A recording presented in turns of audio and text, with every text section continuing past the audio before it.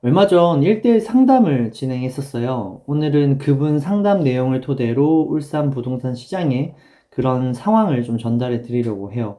먼저 이분이 울산 북구에 있어요, 북구. 그 북구 송정동에 자가를 소유하고 계셨고, 이분의 고민은 이 두 가지였거든요. 두 가지. 첫 번째가 뭐냐면, 현재 자가 보유 중에 있는 그 북구의 송정집에 대출이 거의 없는, 살고 있는데, 집값이 상승했다가 떨어지고 있어서 이 집을 팔고 갈아타기를 하는 게 좋을지. 그 다음에 두 번째는 울산 부동산 공급이 23년도에 많은데 갈아타기를 해야 한다면 23년도 오기 전인 지금 있죠. 지금 올해 말에 하는 게 좋을지 아니면 23년도 이후에 한 24년 이때쯤 하는 게 좋은지 그런 고민이 있었어요. 먼저 그 상담자 분이 파악했던 것처럼 이렇게 울산 부동산 전체 수급을 보면 23년도에 집중적으로 많이 있는 게 보이거든요. 23년도에 어디에 입주를 하나 보았더니 23년도 울산 남구 같은 경우에는 두 개 단지에 총 한 1016세대 정도가 입주를 하고요.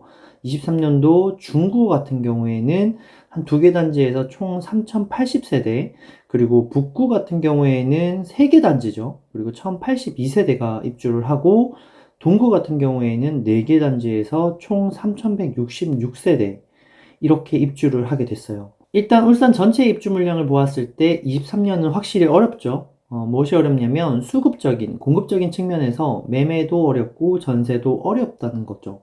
거기에 내년 상반기까지 미국 금리가 올리겠다는 기조를 계속 보이고 있으니까 우리나라도 당연히 내년은 금리 인상이 불가피하다라고 보이고 있고요. 23년도 울산은, 그래서 23년도 울산은 한파가 올 수 있는 거죠. 아까 상담자분의 집은 북구 송정에 있다고 했잖아요. 이 북구 송정 아파트의 매매가와 전세가가 이 상승을 해주려면, 내가 조금 더 손해보지 않으려면 외부 요인, 금리라는 그런 것들이 안정되어야 하고, 당연히 수급, 즉 공급 물량이 있어서 안정되는 게 기본 전제 조건에 있어야지 이 상승 조건이 마련이 돼요. 그래서 북구 송정에 앞으로 입주를 하면서 확실히 영향을 줄 수 있는 아파트가 무엇인지 체크하는 게 참 중요한데요. 이렇게 4개의 단지가 북구 송정 매매가와 전세가에 영향을 미칠 아파트고요. 여기서도 특히 중구 번영로 센트리지와 울산 지웨시티 자이 1, 2단지, 이 대단지 아파트의 물량이 송정에 영향을 많이 미친다고 볼 수 있을 것 같아요. 제가 그렇게 생각한 이유가 당연히 있겠죠. 제가 이 두 개의 단지, 중구 번흥로 센트리지와 울산 지웨시티 1, 2단지가 있다고 했죠. 이 두 개의 단지가 영향을 많이 미친다고 생각하는 이유가, 분양권 같은 경우에는 입주를 하게 되면 무조건 전세가가 빠져요. 작게는 매매가의 한 5, 60% 정도, 많게는 한 40에서 50% 정도까지도 빠지는 현상을 보이곤 하거든요. 근데 여기다가 최근에 금리 인상으로 전세 수요, 우리가 흔히 얘기하는 실수요자라고도 하죠. 이런 실수요자 분들까지도 이동을 안 하고 있는 거예요. 그래서 더더욱 전세가가 빠진다. 그로 인해서 내려간 전세 가격을 추가금으로 지불해야 되잖아요. 근데 이게 실수요자라면, 진짜로 살 분들이라면 하겠지만, 투자로 접근한 분들은 아마 가격이 빠듯할 분들이 많을 거예요. 그런 분들은 급매로 이렇게 내놓는 분들이 있겠죠. 그래서 매매 가격과 전세 가격이 좀 더 빠질 수가 있는 거고, 이것이 분양시장의 하나의 패턴이기도 하고, 거기다가 금리 인상까지 겹쳐서 악재가 연속해서 된다고 보시면 되세요. 그래서 지금 울산은 23년은 어렵고, 이 어려움이 외부 요인, 우리 금리 인상 같은 그런 외부 요인으로 인해서 24년까지도 갈 가능성이 매우 크다라고 볼 수 있는 거죠.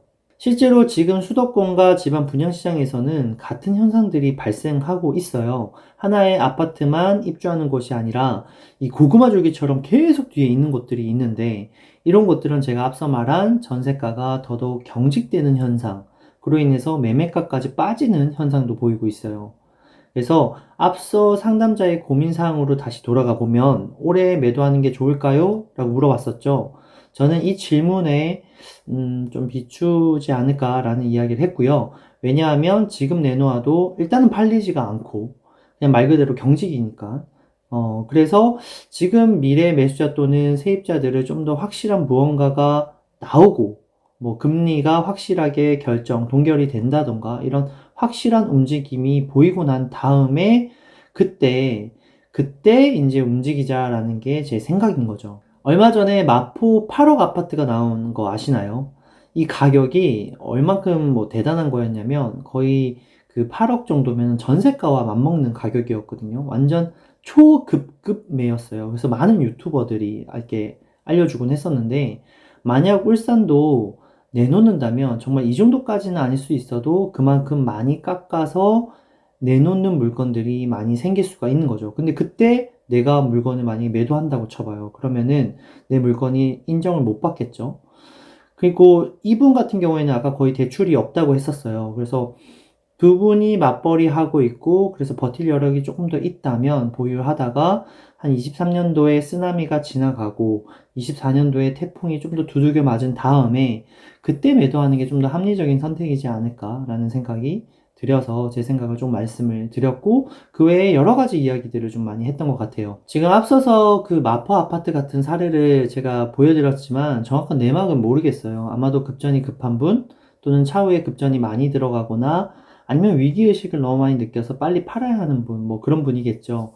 근데 좀 이런 상황은 안타깝지만 그나마 그래도 이거를 팔아서 남은 재산이라도 지킬 수 있다면 저는 그것도 옳은 방법이라고 생각은 합니다. 요즘 경제 부동산 관련 유튜브를 종종 보다 보면 유주택자와 무주택자가 편이 약간 갈라져 있다? 그런 느낌을 좀 많이 받고 있는데요. 근데 하나 생각해 보셔야 할 것이, 결국 매매 시장이 불안정하면 전월세 시장으로 이동하거든요. 그럼 당연히 전세와 월세의 거래량이 이렇게 좀 늘어나겠죠. 근데 지금 전세로 안 가고 월세로 많이 움직이고 있단 말이죠.